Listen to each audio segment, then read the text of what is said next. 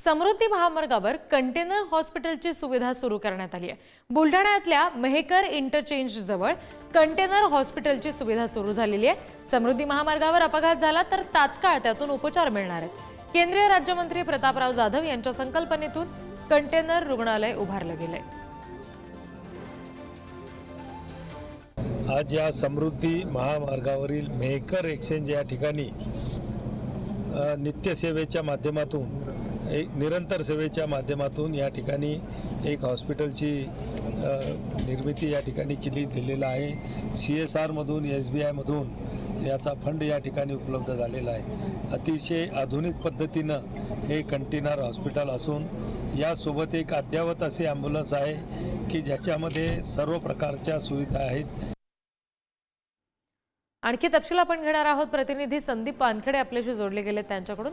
संदीप, या कंटेनर रुग्णालयामध्ये नेमक्या कोणत्या सुविधा तातडीने उपलब्ध होणार आहेत आणि त्यांना संपर्क करण्यासाठीचा सामान्य माणसासाठीचा कुठला क्रमांक सुद्धा जारी करण्यात आलाय का?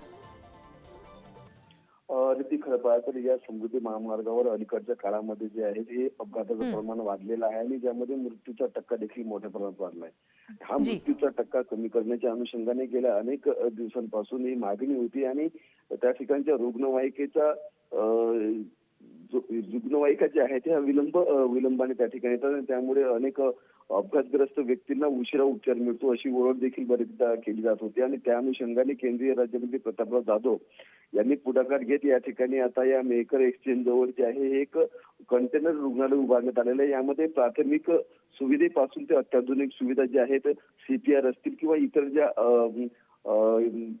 सुसज्ज यंत्रणा ज्या आहेत ह्या सर्व याच्यामध्ये या रुग्णालयामध्ये जे आहे ते दिले जाणार आहेत। त्याचबरोबर अत्याधुनिक रुग्णवाहिका देखील त्या ठिकाणी उपलब्ध करून देण्यात आली आहे। म्हणजे त्या संपूर्ण परिसरामध्ये जे आहे हे अपघात झाल्याची माहिती मिळतात रुग्णवाहिका पोहोचून या हॉस्पिटलपर्यंत त्या रुग्णवाहिकेच्या माध्यमातून आणण्यात येणार आहे आणि पुढील उपचारासाठी जे या ठिकाणी प्राथमिक उपचार केल्यानंतर पुढील उपचारासाठी या रुग्णांना पुढच्या रुग्णालयामध्ये रेफर करण्यात येणार आहे। मात्र या रुग्णालयामुळे जे आहे कंटेनर रुग्णालयामुळे आता अपघातामध्ये जखमींचा आणि मृत्यूंचा आकडा जो आहे दर जो आहे तो या ठिकाणी निश्चितच कमी होणार आहे।